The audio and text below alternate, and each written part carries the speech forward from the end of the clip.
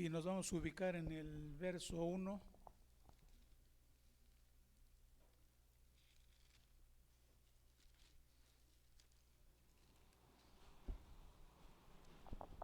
Leemos del verso 1 al verso 5. Jesús está ahí con sus discípulos y dice en el verso 1: yo soy la vid verdadera y mi Padre es el labrador. Todo pámpano que en mí no lleva fruto, lo quitará, y todo aquel que lleva fruto lo limpiará para que lleve más fruto. Ya vosotros estáis limpios por la palabra que os he hablado. Permaneced en mí y yo en vosotros. Como el pámpano no puede llevar fruto por sí mismo si no permanece en la vid, así tampoco ustedes si no permanecen en mí. Yo soy la vid, ustedes los pámpanos. El que permanece en mí y yo en él, este lleva mucho fruto, porque separados de mí nada podéis hacer. Una palabra se repite mucho. ¿Cuál es? Ya. ¿Qué palabra se repite ahí constantemente? Permanecer, pero hay otra. El tema, vid, fruto. Cada versículo fruto, ¿sí? Entonces Jesús dice: yo soy la vid verdadera. Y hablando de la vid, Israel pues tuvo un comparativo a hacer una vid. Dios plantó una vid, la sacó de Egipto y la plantó en Canaán. Entonces esta vid fue Israel, pero esta era una figura de la verdadera vid. Por eso Cristo dice: yo soy la vid verdadera. Recuerden que en el Antiguo Testamento encontramos figuras y símbolos. Entonces Jesús habla de la verdadera vid. Si tú lees Isaías 5, pues esa vid se perdió. En lugar de dar fruto, dio uvas silvestres. Y dice que Dios la portilló, o sea, le eliminó. Y claro, la enseñanza es que Israel fue el nombre de las 10 tribus que se separaron de las otras 2. Después que Salomón reinó, su hijo entra a gobernar, y Roboam, que fue el nombre del hijo de Salomón, pues no gobernó bien. Consecuencia, hubo una división entre las tribus, Dios lo permitió, y 10 tribus se separan de Jerusalén y se van 20 kilómetros al norte de donde estaba Jerusalén, o donde está, y esas 10 tribus se llamó Israel. Entonces por eso es que encuentras 2 reinos, Israel y Judá. En el libro de los reyes ese es lo complicado, que encuentras tantos reyes, rey de Israel y rey de Judá.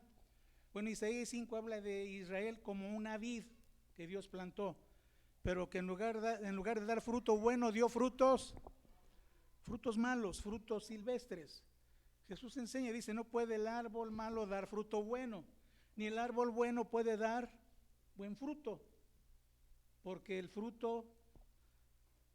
árbol por su fruto se conoce. Y no está hablando de árboles. ¿De quién está hablando? De personas, ¿verdad? Entonces Jesús hace énfasis en el fruto. O sea, está diciendo que Él los ha escogido para que lleven fruto. Y en el verso 16 les dice algo maravilloso: no me eligieron ustedes a mí, sino que yo os elegí a ustedes para que lleven fruto y su fruto permanezca, ¿verdad? Para que todo lo que pidieres al Padre en mi nombre, Él os lo dé. Entonces, hermanos, si entendemos esto, somos llamados a dar fruto, pero necesitamos estar pegados ¿en dónde? En la vid. Así como una vid pues va produciendo uvas, y esa ramita donde viene el racimo de uvas se llama sarmiento, también se le llama como pámpano. Entonces la vid se va multiplicando y va produciendo pámpanos o sarmientos, y va a dar uvas, ¿verdad? Entonces el ejemplo es que el creyente que está unido a Cristo va a dar fruto. Es decir, si no estamos unidos a Cristo, no vamos a ser fructíferos. Entonces Dios nos llamó para trabajar en su viña. Amén. O sea, nos llamó para dar fruto, y que nuestro fruto permanezca. Y quiero darte la definición de fruto. Aquí Aquí te doy la definición, dice básicamente el producto de los árboles o arbustos y semillas diversas. Por ejemplo, la papa pues no es un árbol, ¿verdad? ¿Cómo se dan las papas? En la tierra, entonces, pero se siembra la semilla, entonces la semilla se multiplica, ¿y qué salen? Papas, ¿sí? Va y fruto. Entonces la definición dice, es el producto de los árboles o arbustos y semillas diversas. Fruto se usa a menudo como una figura del lenguaje para indicar los actos externos de la vida de la persona, particularmente los que indican si el corazón es recto o impío. Entonces, en la Biblia, cuando se habla de fruto, habla de acciones, amén. Entonces, si estamos en Cristo, somos llamados a dar buen fruto. Dios demanda fruto, ¿verdad? ¿Qué le pasó a la higuera que no tenía fruto? Comparada con Israel, dice que Dios se acercó a una higuera y no tenía fruto. ¿Qué hizo Jesús con la higuera? La maldijo y dice que se secó. Y no era la planta, o sea, estaba hablando de una nación con la que Dios empezó su plan, la nación israelita. El no dar fruto, por no dar fruto, les fue quitado el reino hace 2000 años. Dios le quitó el reino a Israel y lo dio a gente que diera los frutos, que fueron los gentiles, los no judíos, porque el evangelio se predicó en todo el mundo.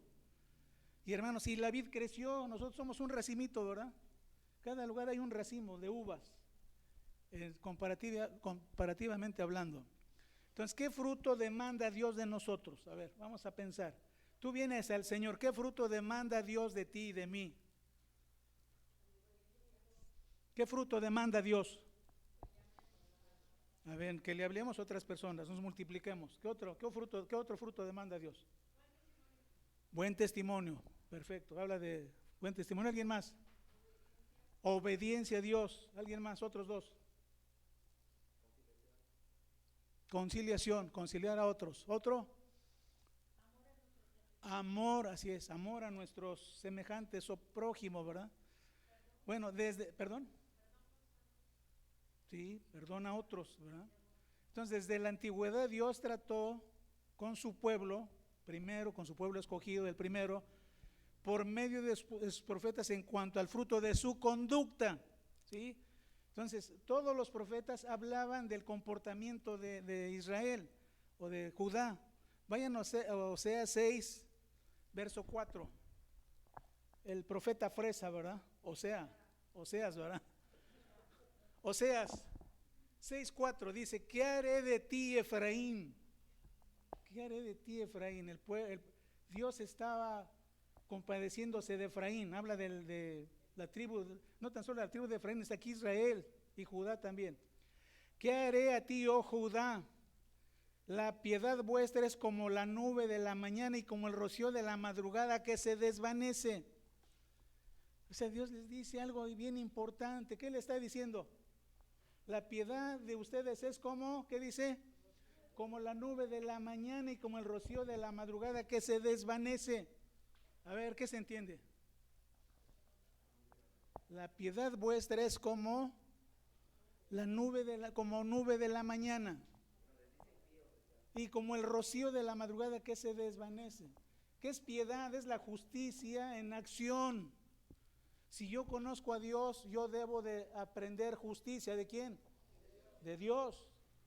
Entonces, de comportarme como un hijo de Cristo, como un hijo de Dios. ¿Qué vio Dios en Judá y en Israel? Dice que su justicia era como, ¿qué le pasa a la nube después que sale el sol? Se desvanece. Y el rocío de las plantas, ¿qué dice? Se evapora. ¿Qué quiere decir? Que tenían apariencia de ser piadosos, pero en la práctica eran unos impíos. Le quitaban la casa al prójimo, le robaban la mujer al prójimo, o sea, todo lo que la sociedad sin Dios hace, ¿verdad? Bueno, así fue la nación israelita. Y te doy una noticia, Israel desapareció, las 10 tribus, se habla de las 10 tribus perdidas de Israel. Este reino, que empezó con 10 tribus, se hizo impío. Al salirse de Jerusalén, ya no fueron al templo. El rey, siendo un impío, dijo, no, yo tengo el control. Y les hizo un templo y les hizo 2 becerros y los metió en el templo y dijo: Israel, estos son tus dioses, no tienes por qué ir a Jerusalén. Y puso fechas de adoración según su malvado corazón. ¿Qué le pasó a la gente? ¿Ve la gente cómoda? Bueno, pues, el rey dice que no vayamos, pues nos quedamos, ¿verdad? Pues entró la flojera. ¿Qué le pasó a estas 10 tribus, hermanos? Desaparecieron. Fíjense que a pesar de la desobediencia, Dios les prosperó tanto la tierra que hubo demasiada riqueza, y como sucede en cada nación, unos poquitos se hicieron inmensamente ricos, ¿sí?, a costa de los demás. Si tú lees el libro de Oseas, lo vas a comprender, que hasta tenían camas de marfil. Fíjate, nada más era el lujo, ¿verdad? Hacían sus camas de marfil. Y dice que se amanecían ahí con los instrumentos de cuerdas y bebiendo, y viene el profeta y dice: Israel entiende. No entendió. Israel desapareció. ¿Cómo desapareció? Viene la nación asiria, un poderoso imperio de ese tiempo, 500, 600, 700, como unos 800 años antes de Cristo, entre 800 y 700 años. Asiria viene, toma a Israel, se los llevan cautivos, y los asirios tenían la costumbre de dominar a las naciones y obligarlos a mezclarse con las otras naciones. Por eso es que las 10 tribus se mezclaron, se perdieron. Son las llamadas 10 tribus perdidas de Israel. Entonces se desconoce, bueno, ya no existen, se mezclaron con los países. Estamos hablando ya de cerca de 3,000 años, ¿verdad? Pero el ejemplo es claro. Por no dar fruto, ¿qué le pasó? Desapareció. No cumplieron el propósito de Dios, ¿sí? Claro que Dios tuvo misericordia. Por eso es que el evangelio fue para todo el mundo. Jesucristo dijo que venía a salvar a las ovejas perdidas. ¿De quién? De Israel. Pues ahí estábamos nosotros, ¿verdad?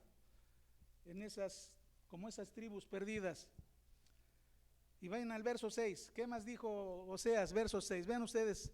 Porque les dijo: misericordia quiero y no sacrificio. Porque eran muy religiosos, pero dicen: eso no es la vida, yo quiero misericordia y no sacrificio, conocimiento de Dios más que quemen animales. Yo quiero más conocimiento de Dios en lugar de que hagan sacrificios. Verso 7. Mas ellos, cual Adán, traspasaron el pacto, dice allí, prevaricaron contra mí. Esa es la acusación, hermanos. Entonces, cuando Dios forma un pueblo, lo llamó a dar fruto. Gracias a Dios que Dios siempre mantuvo un remanente, ¿verdad? O sea, mucha gente pues fue fiel hasta el final, y por eso hubo gente justa a pesar de esta decadencia. Entonces así llegamos al Nuevo Testamento, hermanos. O sea, Israel fue una nación que peregrinó, pues no les fue bien por su rebelión, por su desobediencia. Vayan a Mateo 3, el primer mensaje del evangelio. ¿Cuál es? Mateo 3, verso 2.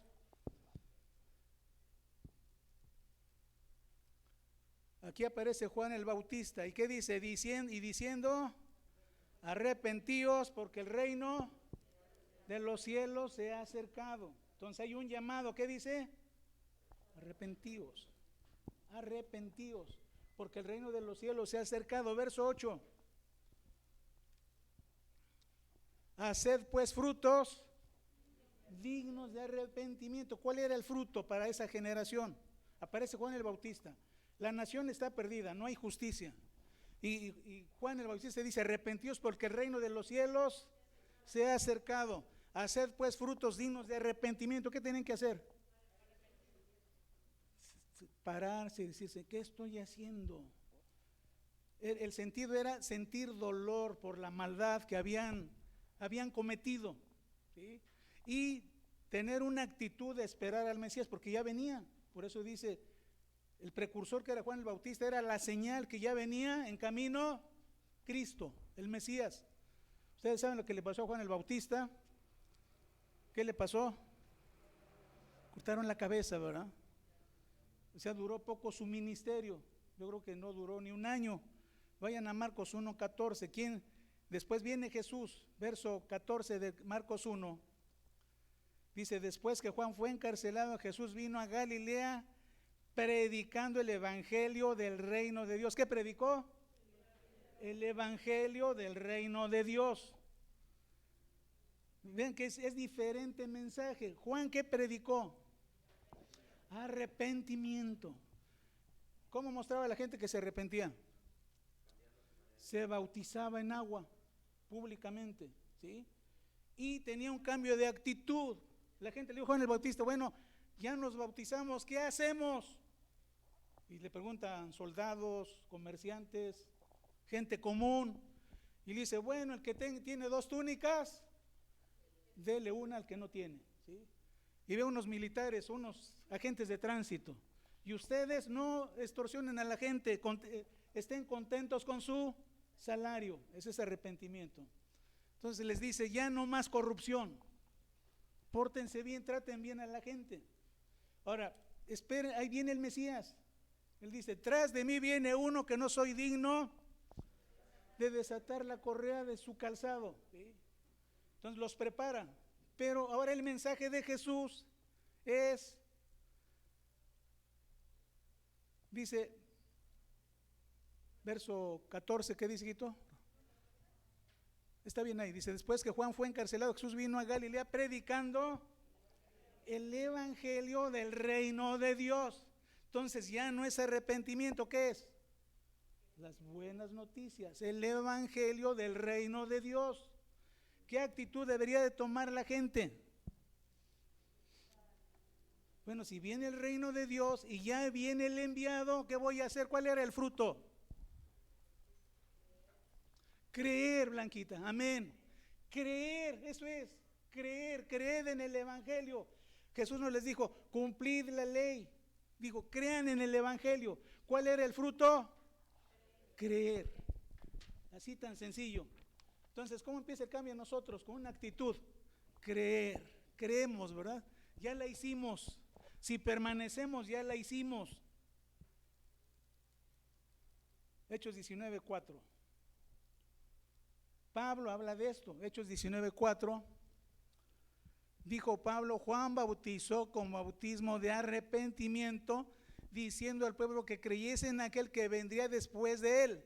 Esto es, en Jesús el Cristo. Este fue el mensaje de Juan el Bautista. Entonces viene Cristo y dice, viene predicando el evangelio. Está 3 años con sus discípulos, les da el mensaje. Jesús es llevado a la cruz. Nos deja estas memorables palabras que nunca se te olviden. Juan 19:30 dijo, consumado es, hecho está. Perdón total, justicia total, hombre nuevo total, cielo nuevo total, vida nueva total. Claro, faltaba un evento que fue en el año 70, ¿verdad? El juicio, pero desde Juan 19:30 cambió todo. ¿Cómo deja a sus discípulos? ¿Cómo los dejó? Preparados, ¿verdad? Preparados. Claro que era necesaria la visita del Cristo resucitado a sus discípulos. ¿Lo hizo? Lo hizo Jesús. Si no se hubieran dejado el mensaje. Cuando Jesús resucita, se apareció a sus discípulos. Y dice la Biblia que a más de 500 hermanos a la vez. Entonces vemos un Pedro, hermanos, dando fruto, ¿verdad? El Pedro cobarde, sacón, miedoso, ¿no? Así le dicen, ¿no? Miedoso, ¿cómo le dicen? Eres un sacón, ¿verdad? No le saques. Pedro, hermanos, con el poder de Jesucristo se convierte en el mejor predicador. Ahí está la prueba. le dio las llaves del reino. El Señor le dijo, te voy a dar las llaves del reino. Se lo cumplió. Las llaves significan autoridad. En el primer mensaje de Pedro, ¿cuántos se convierten? 3,000 o 5,000. 3,000, ¿verdad? 3,000 personas. Vayan Hechos 3. ¿Qué poder tenía Pedro? ¿Estaba dando fruto? Sí, estaba dando fruto, ¿verdad? Verso 3 de Hechos 3, Hechos 3, verso 19. Y su mensaje, así es que arrepentíos, ¿qué dice? Y convertíos. Fíjense que la palabra arrepentíos aquí tiene otro significado que el que habló Juan el Bautista. Lo que pasa es que en griego la palabra suena igual. Pero este arrepentíos significa cambio de mentalidad, cambio de forma de pensar. Así que arrepentíos y convertíos. Entonces, ¿qué debo de hacer? ¿Qué fruto doy al mensaje? Me arrepiento y me convierto. Arrepentimiento es cambio de forma de pensar. Dios me ama. ¿Sí? Arrepentimiento. Claro, sentimos dolor también, ¿sí? Por lo que habíamos hecho. ¿Sí es así o no es así? Ofendimos a personas y conocimos al Señor y tuvimos que pedir perdón a las personas que pudimos hablar con ellas, ¿verdad? Y dijo Pedro, así que arrepentíos y ese es el fruto. ¿Qué hizo la gente? Se arrepintió y se convirtió. ¿Qué es convertirse? Así es dejar el mundo y me vuelvo a Dios. Es vuelta 180 grados. Llevaba el camino de la maldad, me vuelvo a Dios. Sí, Señor. Dejo el camino de la maldad, me vuelvo a Dios. ¿Cómo se llama eso? Conversión. Entonces, para la conversión primero fue el arrepentimiento. Entonces, son frutos. Entonces, así vemos a los nuevos creyentes. Llegan, escuchan, hay un cambio de actitud. Al rato ya están trabajando, dicen yo quiero trabajar, yo quiero recibir a la gente. Amén, hágalo, ¿sí? Porque es gente nacida de nuevo. Entonces, primeros frutos, arrepentidos y convertidos para que sean borrados sus pecados, y una bendición, para que vengan de la presencia del Señor tiempos de, híjole, qué bendición, refrigerio, es plenitud, con todos los ingredientes, perdón eterno y total, justificación total. Dios no te ve pecador y nunca te va a ver pecador, te ve justo. Santificación total, apartadito para Dios. Y lo que dijo Vero, plenitud. Por eso habla de refrigerio, en otras palabras, tiempos gloriosos. ¿Por qué? Porque la tristeza y el gemido huyeron. ¿Qué le pasó a la tristeza? Se fue, ¿sí? ¿Qué le pasó a esas ideas locas que tenías? Se fueron. Te transformó Dios, amén. Porque tuviste esta actitud, estás dando fruto, amén. Hermanos, yo jamás soñé estar en una congregación cuando yo tenía 30 años. Es más, fíjate nada más qué torpe. Yo trabajaba en una empresa y a veces contrataba yo a la gente. Y un día llegó una solicitud, y porque no decía católico, sino decía algo así protestante, ni siquiera lo vi. Dije, no, este cuate no, este es chivo. Porque así decían, sí, no, este cuate va a meter aquí, pero no era católico. Yo ni era católico, pero fíjense lo que hace la mentalidad de maldad. ¿Qué haces?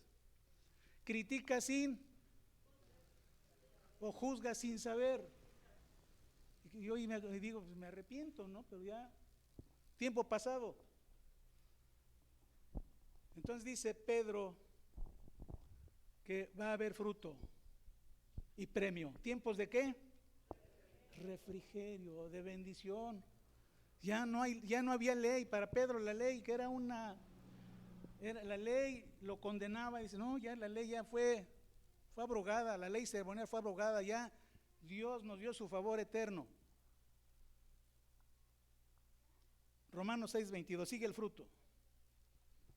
Dice Pablo, la epístola a los Romanos, más ahora les dice a los creyentes que habéis sido libertados del pecado y hechos siervos de Dios, tenéis por vuestro fruto, hay un fruto, ¿qué es? La santificación, y como fin, la vida eterna. Santificación, que te apartas de toda obra mala, ¿sí? Apartas del mal, totalmente. Tienes que dejar a tus antiguos amigos que son malos, ¿sí? Tiene que haber una limpia. Tienes que dejar a la brujería y la hechicería, ¿sí o no? Y claro, eso no es un gran trabajo. Dios te da la capacidad para esa transformación. Vas a dar fruto. ¿Cuántos usaban amuletos? A ver, sean honestos. Tenías un amuletito en tu casa, una herradura ahí para que no se metiera ¿Alguien tenía amuleto en su casa, en su bolsa, en su caja? Algo atrás de la puerta, así es. Así es. ¿Una manita de qué? Los ajos, así es, los ajos, así es, para repeler los malos espíritus, ¿verdad? Así es, hermana, así es. Un hilito rojo en la frente del niño para que se le quite el hipo, un ojo de venado para evitar el mal de ojo, se le ponía su pulserita, ¿sí? Se le pone todavía, ¿verdad? Bueno, de ahí venimos, ¿sí? Tú y yo no necesitamos nada, ¿sí? Yo no necesito nada, ni aromatizantes, ni... Hay gente que quema sus inciensos en la tienda que apestan feo, ¿no? Ahí están, pero venimos de ahí. En Cristo no necesitamos nada, no necesito buena suerte, tampoco. ¿Qué tengo? La bendición plena, yo estoy pleno, yo no necesito buena suerte. En Cristo tengo todo. Entonces, fíjate qué bendición. Ese es fruto también, porque dependes totalmente de Dios. Amén. Fíjate nada más qué maravilloso. Proverbios 16:10. Dijo Salomón, la obra del justo es para vida. El trabajo del justo es para... Entonces escribí mal el versículo, es 16:10 o 10:16. 10:16. Sí. La obra del justo o el fruto del justo, ¿qué produce? Sí, es el fruto del justo, produce vida, alegría, contento, felicidad, amable. El consejo que tú das va a producir vida, ¿sí? El consejo de Dios mucho más. Proverbios 11:30 dice similar, el fruto del justo es árbol de vida. Se puede leer de esta forma, el fruto del justo es como un árbol de vida. Un árbol de vida. A ver, imagínate la vida que te da un árbol. ¿Alguien ha experimentado en día caluroso la sombra de un árbol y las corrientes de aire que fluyen sobre el ramaje? Entonces tú te metes y hay una corriente de aire que hace esto. Te refresca. Y los agrónomos saben ese fenómeno. Un agrónomo me dijo, mira, ven hermano, experimenta. Era un árbol de copa grande, frondoso. Dice, mira, métete, experimenta el cambio en un día caluroso en Jalisco. Y hermanos, efectivamente, dice, siente la corriente del aire, ¿sí? Primero la sombra, luego mira el aire cómo te refresca. Exacto. Es por un efecto de tierra, o sea, hacer tierra con el árbol, ¿sí? Para quitar la electricidad estática, eso es. Nuestro cuerpo por el frotamiento, si yo me froto el cabello, tengo electricidad estática. Abrazo un árbol, ¿a quién se la paso? Al árbol. No es por el abrazo, sino que le descargo a mi electricidad estática. Dije estética, ¿verdad? Estática, ¿sí? Es cierto. Entonces, ¿cómo es el fruto del justo? Es como un árbol que da vida, ¿verdad?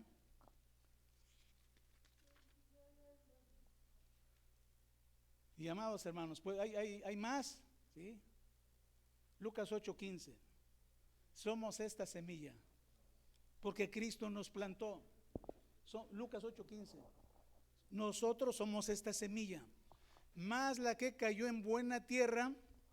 Estos son los que con corazón bueno y recto, ¿qué dice? Retienen la palabra oída. Ahí está el fruto. Llegas al Señor, dejas todos tus libros que eran predilectos, la Odisea, la Ilíada, el Quijote y 100 años de soledad y todos esos libros que fueron muy famosos, son muy famosos.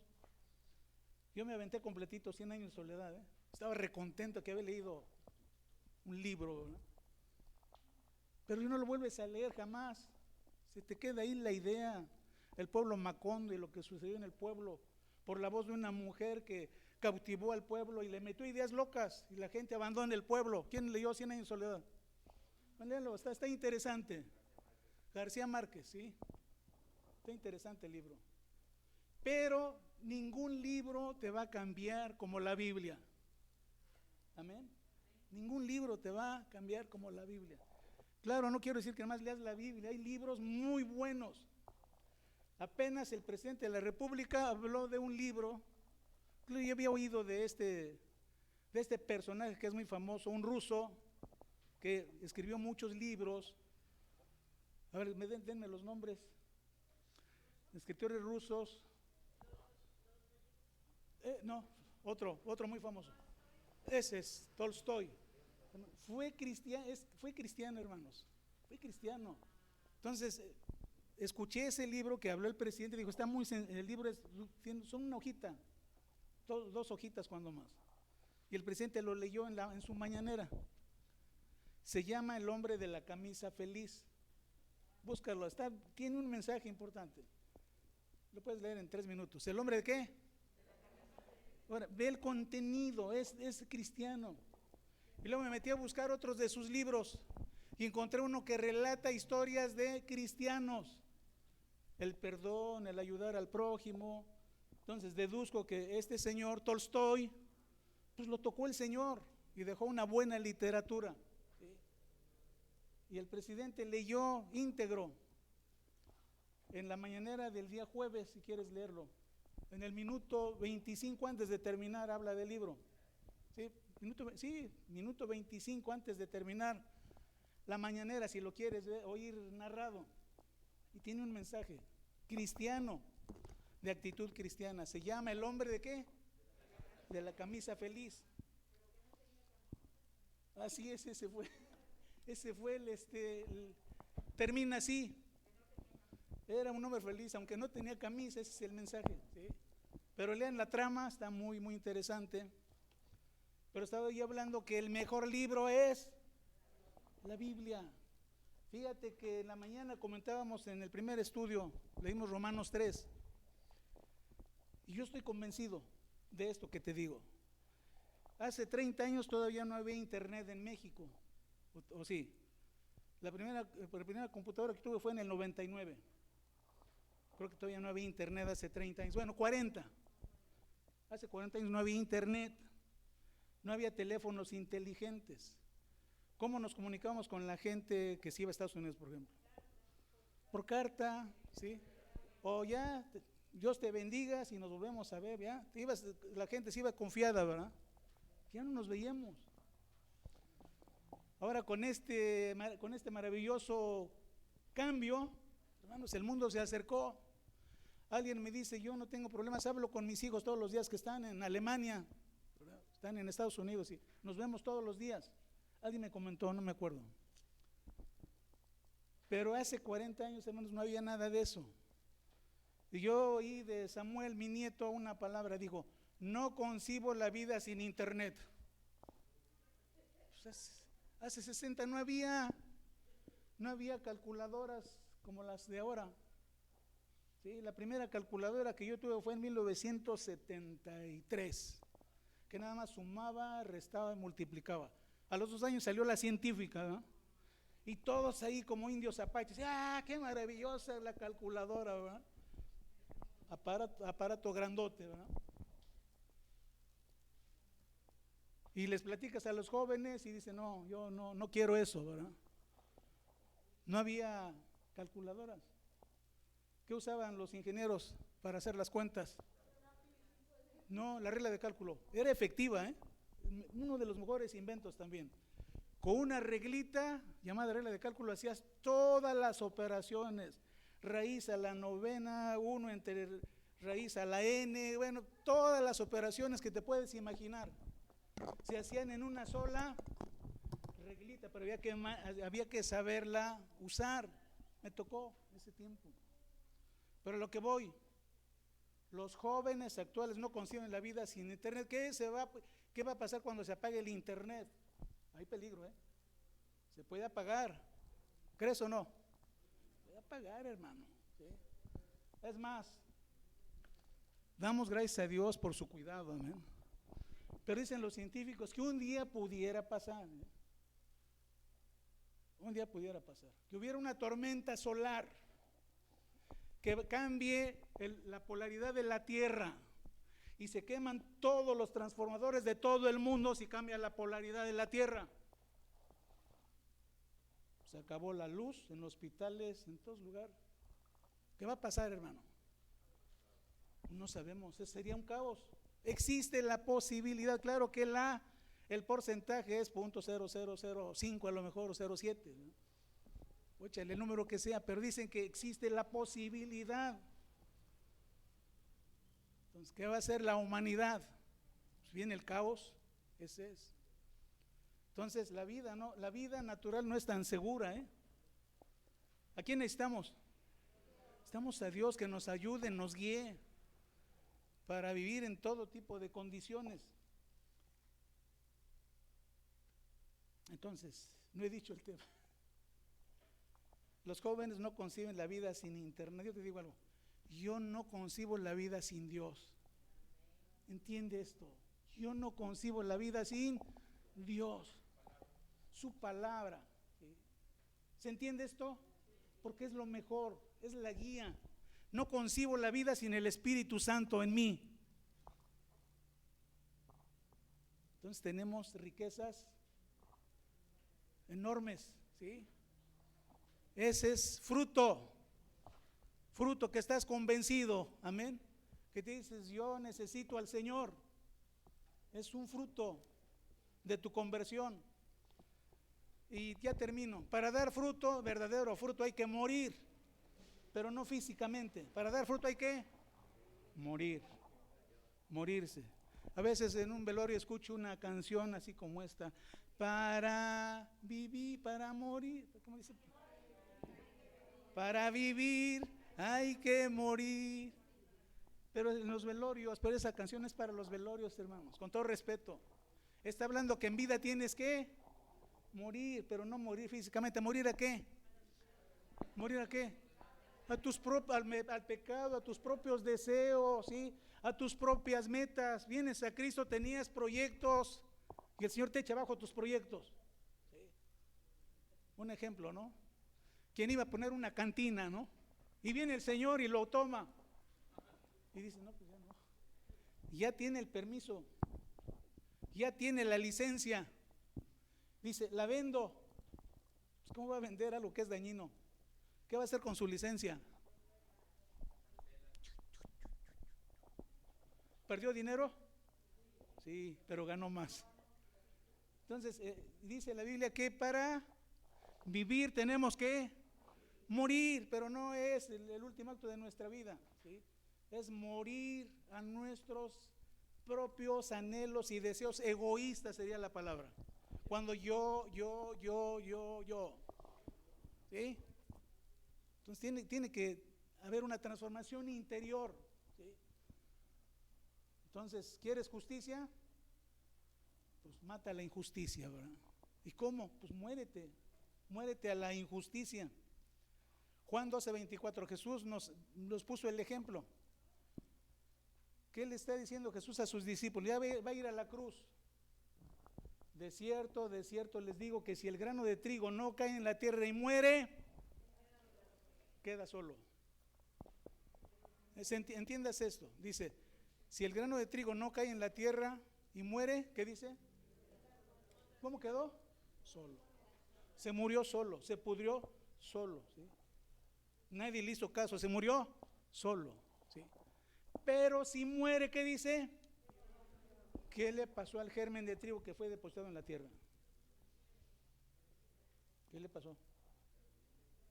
Germinó, dio fruto, pero ¿qué le pasó a la primera semilla?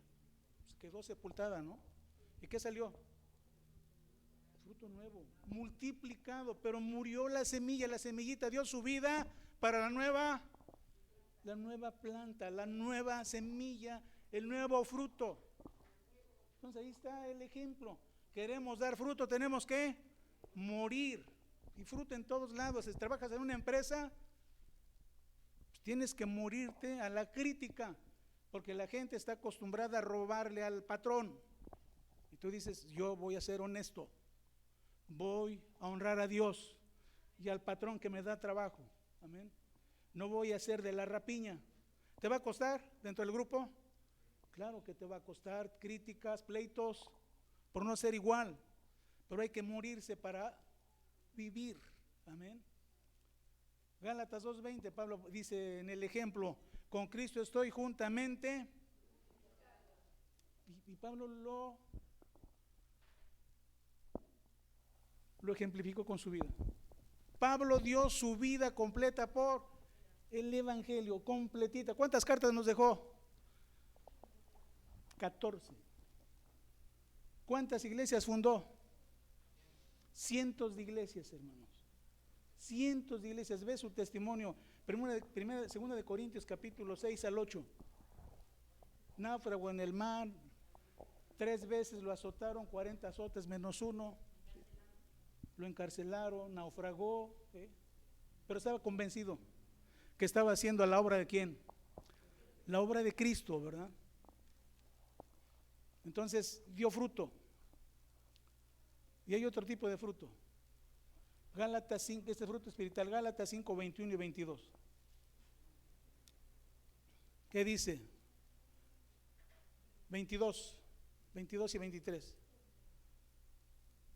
Más el fruto, no dice frutos, no dice más los frutos, dice más el fruto del Espíritu en ti, para que se entienda lo que hace el Espíritu Santo en ti.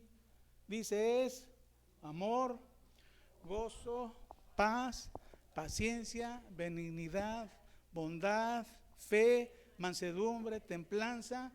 Contra tales cosas no hay ley. Ese es el carácter de Cristo. Entonces, ¿queremos dar fruto? Este te lo da el Espíritu Santo. Es el carácter de ¿quién? De Cristo. Entonces, por toda la Biblia, en todas las epístolas, encuentras la palabra fruto, fruto. Acabamos de alabar al Señor. Pues es fruto de alabanza, fruto de labios que confiesan su nombre. Es un fruto, ¿sí? Te entregas a la adoración a Dios hoy, cada día. Filipenses 1:11, Pablo dice a la gente de todos los tiempos, verso 11, Benjamín, llenos de frutos de justicia, rectitud, honradez, leal, fidelidad, lealtad en el matrimonio, fidelidad entre amigos, ser verdaderos, ser honestos, pagar nuestras cuentas, ¿sí? ¿Sí? No quedarme con nada, ni del vecino, ni de otros. Esa es justicia, amén. ¿Cómo va a vivir mi conciencia? Tranquila, feliz, amén, amados. ¿Qué va a producir? Gozo, salud. Fíjate que la salud no está en la medicina alópata. La salud está en cómo estamos del corazón. Si no está bien mi corazón, yo voy a enfermar de mi cuerpo. Entonces vamos a cuidar el corazón para que nuestro cuerpo sea sano. Amén. Buenas actitudes, buenos pensamientos, viene la salud. Amén. Ahí está el secreto de salud. Claro, come bien, come tus frutas, tus verduritas, pero cuida sobre todo lo que entra en tu cabecita y cuida lo que sale de tu boca. Proverbios 8:21, el poder de la vida y la muerte están en la lengua, y quien la ama, dice, comerá de sus frutos. Entonces, hermanos, tenemos bendiciones plenas. Pero tú llévate este mensaje. Tú necesitas al Señor. Amén. Más que internet. Pudiera no ver internet, yo amaré a Dios. ¿Sí? Los jóvenes no. No es cierto. Pero hermanos, hemos sido bendecidos. Amén. Entonces hay mucho fruto de gozo, fruto de justicia, fruto de paz. ¿Sí? Hay muchos frutos que están en Cristo Jesús. Amén. Damos gracias, Padre, gracias por bendecirnos, como siempre lo haces, Señor, a través de tu Santo Espíritu. Tu palabra, Señor, que como dijo David, tu palabra alumbra mis ojos, me da entendimiento, me da discernimiento, me dirige por caminos de gloriosa paz, Señor. Te damos gracias, Señor, porque te conocemos. Ahora, Señor, guíanos para que seamos fructíferos en todo lo que hacemos y emprendemos, para que tu nombre sea glorificado. Te damos las gracias por la semana bendita que vamos a disfrutar. En el nombre de Jesús. Amén. Señor, lo siga